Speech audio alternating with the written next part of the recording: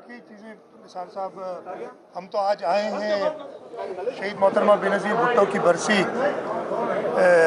27 दिसंबर 2007 में जब शहीद मोहतरमा बेनज़ीर भुट्टो को शहीद किया गया था, उनकी नवी बरसी के सिलसिले की इंतज़ामात के लिए आए हैं। मज़ार कमेटी की मीटिंग के इधर आए तो आपको ये मसला पता चला है, मुझे नहीं इल्म था, आपने जैसे बताया बाकियों को पता होगा। आपने बिल्कुल दुरुस्त फरमाया कि इंतज़ामिया जो आपके कानून है उसके मुताबिक मैं डिप्टी कमिश्नर को और कमिश्नर को हिदायत कर देता हूँ सबको बिठा के, और मामला आपका है, ठीक है। हुकूमत इलेक्शन के अंदर ना हमारा कोई अमल दखल है ना कोई रोल है, लेकिन एक कॉन्फ्लिक्ट या एक आपस में आप लोगों का, प्रेस वालों का अगर कोई आपस में कॉन्फ्लिक्ट हो गया है तो ये भी जिम्मेदारी है। मैं एडमिनिस्ट्रेशन से कहूँगा, कमिश्नर साहब इधर मौजूद हैं, डिप्टी कमिश्नर, उन दोनों से कह दूंगा कि इसको देख सर अभी कह दें, मैं अभी कह दूँगा। कमेटी बनाई थी,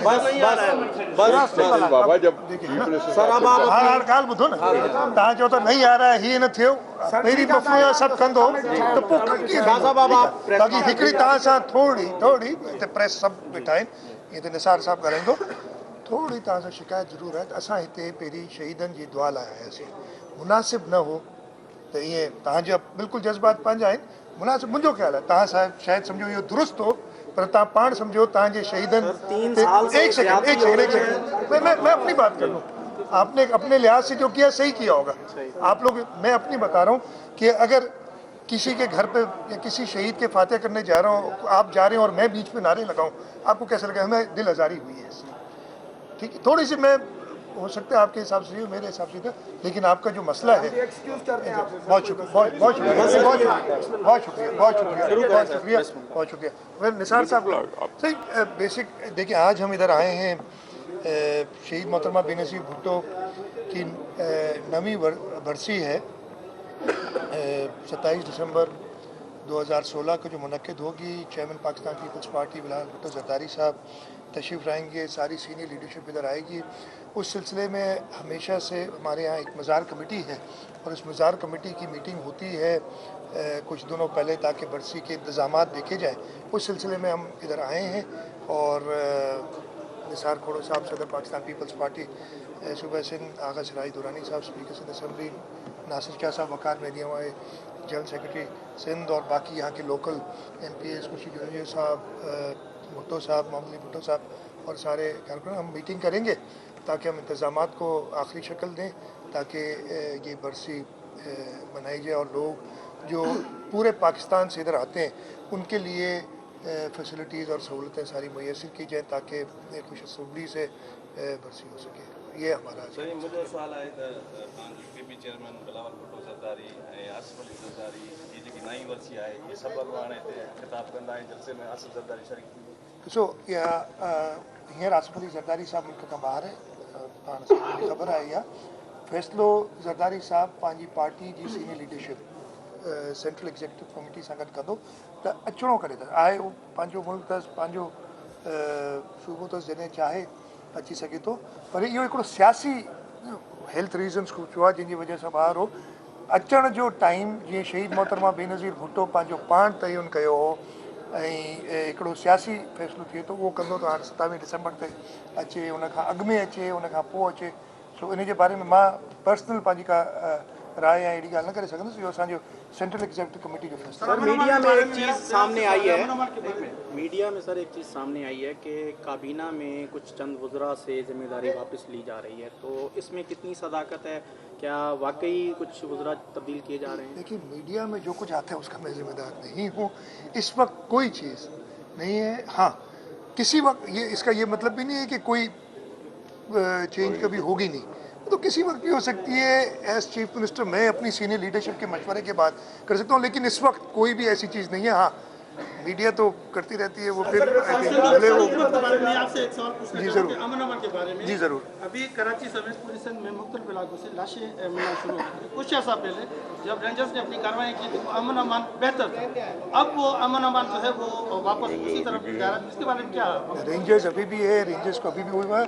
अमन अमान मेरा पर्सनल ख्याल है, देखिए आप लोग अग्री करें या ना करें। आज सुबह मैं कराची में भी मुझसे सवाल हुआ था, वहाँ पे ये नहीं था, वहाँ पे जो पेटी क्राइम्स है उस सिलसिले में सवाल हुआ था कि वो उनके बारे में कुछ कंसर्न था और मैंने जवाब ये दिया कि कराची 2 करोड़ 2.5 करोड़ 3 करोड़, हमें पता ही नहीं है कितनी आबादी, इसलिए हमारी सेंसस ही नहीं हुई। इतने बड़े शहर में मसले मसाइल जरूर होते हैं। आप जो पॉइंट आउट करें, मैं सिर्फ मेरा ख्याल है और इधर हम सब बैठे, आपने पता नहीं आपने भी देखा होगा, आप इधर लोकल हैं, मैं भी लोकल हूँ इधर का। 2003-4 में जब एक मिलिट्री डिक्टेटर बैठा हुआ था, तब मैं जब शिकारपुर से सखर जाता था तो कॉन्वॉय में जाना पड़ता था मुझे।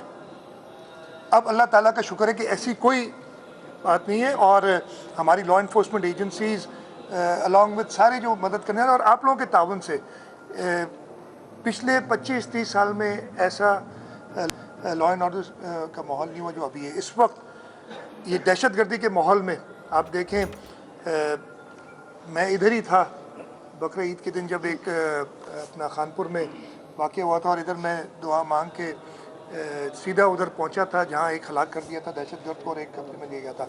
उसके बाद मुहर्रम का महीना आया है, अब ईद मिलादुन्नबी है कल और उसके सिलसिले में भी इजलास हो रहे। हम पूरी कोशिश कर रहे हैं कि हम लॉ एंड ऑर्डर को मेंटेन करें। प्रॉब्लम ज़रूर है और वो तो एक काम है हुकूमत का उनको डील करना। तब्दील करने के हवाले से जो ये नया कानून सामने आया है, इस पर मजहबी जमातों को सख्त तरीन जो है इस पर एतराज़ात हैं, ये बताइएगा क्या उनके आप मशवरे लेके इसको तब्दील कर सकते हैं? इसी तरह आप बिल्कुल बिल्कुल जी, देखिए कानून कोई भी कानून जो है उसमें सलाह मशवरा करके अगर कोई चेंजेस करनी हुई, कुछ एतराज़ात हैं उनको, और निसार साहब बैठे हमारे पार्लियामेंट्री अफेयर्स के मिनिस्टर भी हैं और हम ज़रूर सबसे बात करेंगे, किसको भी किसी भी तबके को जो इतराज़ हो हम उन्हें कन्विंस करने की कोशिश करेंगे या उनकी बात से कन्विंस होके जो मुनासिब तब्दीलियों की लाएंगे। लेकिन उस बिल एज ए होल जो है वो जो फोर्स्ड कन्वर्जन, मैं लफ्ज़ फोर्स्ड का है उसमें कि ज़बरदस्ती किसी का मज़हब तब्दील करना, ये तो इस्लाम में भी इजाज़त नहीं है इसकी। तो और लेकिन कोई अपनी मर्ज़ी से होना चाहिए। तो उसमें अगर कोई ऐसे जो है तशवीश है जो कि जायज़ भी हो सकती है, उससे हम बात करते हैं। वफाकी हुकूमत से जो हुकूमत के मामला चल रहे थे, मुख्तलिफ मामलों में जो था वो अब कहाँ पे पहुँचे? NFC अवार्ड के हवाले से या काफ़ी मसाइल थे। मैं इसका ज़रा तफसील से थोड़ा जवाब दूंगा। NFC की दूसरी मीटिंग, ये जब से NFC बनी है 2013 में जब ये हुकूमत आई है फेडरल गवर्नमेंट इलेक्शंस के बाद, अभी तक 2 मीटिंग्स हुई हैं NFC की। एक हुई थी 28 अप्रैल 2015 को और दूसरी मीटिंग कोई हफ्ता या 10 दिन पहले, एग्जैक्ट डेट याद नहीं, वो 28 वाली मैंने अटेंड की थी इसलिए मुझे याद है, ये मैं अटेंड नहीं कर सका था। हमारी फेडरल गवर्नमेंट से ये है कि जल्द से जल्द NFC नया लाया जाए और जो सूबों के उसमें मुतालबात हैं उनको साथ बैठ के, इसलिए कि NFC जो कंसेंसस डॉक्यूमेंट होता है, मेरी अपनी कोई मर्ज़ी हो सकती है, किसी सूबे की कोई और मर्ज़ी हो सकती है, वफाक का अपना मौक़िफ़ हो सकता है, लेकिन जब तक इत्तफाक़ राय नहीं होगा NFC मंजूर नहीं होगा। हम यही चाहते हैं, उसके इंचार्ज फेडरल मिनिस्टर फाइनेंस है, उनसे ये है कि जल्द से जल्द NFC करें। दूसरा मसला होता है जो बैन सूबाई मामलात होते हैं और वफाक से जो मामलात होते हैं, ख़ासतौर पर आइन का फेडरल लेजिस्लेटिव लिस्ट का पार्ट 2 होता है जो CCI के अंडर होता है। 15 तारीख को CCI की मीटिंग बुलाई गई है, उसमें हम अपने जो भी इश्यूज़, इसलिए कि ये CCI की मीटिंग हर 3 महीने में होनी होती है और पिछली मीटिंग पता नहीं अप्रैल में हुई थी इस साल या फरवरी में हुई थी शायद, तो 7-8 महीने बल्कि ज़्यादा हो गए। तो वफाक से हमारी यही कहते रहे कि आइन पे अमल करें, हर 3 महीने में CCI की मीटिंग करें। 15 को हो रही है, हम अपना केस पेश करेंगे। इसके साथ साथ एक चीज़ मैं क्लियर करना चाहता हूँ कि पाकिस्तान पीपल्स पार्टी चेयरमैन बिलावल भुट्टो जरदारी साहब ने 4 मुतालबात रखे हैं फेडरल गवर्नमेंट के सामने। ये 4 मुतालबात क्या हैं? 4 मुतालबात वो हैं जो कि आइनी इदारे को, हमारी पार्लियामेंट को मजबूत करते हैं। है क्या जी? कि जी जो नेशनल एक्शन प्लान है उसको फॉलो करने के लिए पार्लियामेंट्री कमेटी बनाई जाए। मतलब वो अपने लिए नहीं मांग रहे, सूबा सिंध के लिए कोई चीज़ नहीं मांग रहे, किसी सूबे के लिए नहीं मांग रहे, पार्लियामेंट को ज़्यादा स्ट्रॉन्ग करने के लिए कह रहे हैं कि पार्लियामेंट्री कमेटी बनाई जाए। दूसरा उनका मुतालबा है कि जी जो इकोनॉमिक एक्टिविटी हो रही है और उसमें CPEC ख़ास तौर पे, उसमें सूबों को जो भी बातें वो भी पार्लियामेंट में आके पार्लियामेंट्री कमेटी उसका देखे। तीसरा उनका मुतालबा है कि जी फॉरेन मिनिस्टर लगाया जाए मुल्क में। मतलब वो पीपल्स पार्टी का तो फॉरेन मिनिस्टर नहीं लगेगा ना, मुस्लिम लीग नवाज ही लगाएगी, लेकिन लगाए तो उसी क्या, उनको एक शख्स नहीं मिल रहा कि जो नुमाइंदगी कर सके पाकिस्तान की। ऐसे माहौल में इंटरनेशनली हमारा फॉरेन मिनिस्टर ही नहीं है, ये बहुत बड़ा मसला है। और ये बिलावल भुट्टो जरदारी साहब, मैं कह रहा हूँ कोई भी इलेक्शनिंग के स्लोगन्स नहीं है, कोई पॉलिटिक्स नहीं है, ये इदारों को मजबूत करने की बात है, पाकिस्तान को मजबूत करने की बात है। चौथा, पनामा लीक्स के ऊपर जो हमारा बिल है वो असेंबली में मौजूद है, उसके लिए हमारी डिमांड है उसको असेंबली में लाया जाए और उसको मंजूर किया जाए। तो चारों चीज़ें जो हैं वो पाकिस्तान को मजबूत करने के लिए, चारों चीज़ें आईनी इदारों को मजबूत करने के लिए हैं, ताकि दूसरे लोगों को मौका ना मिले।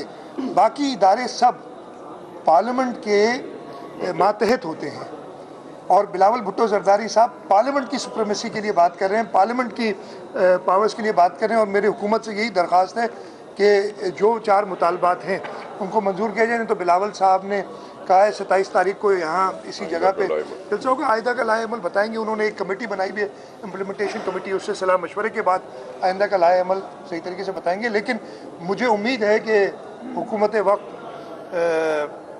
अगर जमहूरी इक़्तिदार पे यकीन रखती है तो इन जमहूरी डिमांड्स को, इन आइनी डिमांड्स को, और वो डिमांड्स जो एक इदारा ज़्यादा मुस्तहकम कर रही हैं उनको मजबूत करेगी। एक इंडिविजुअल की बात हमने नहीं की।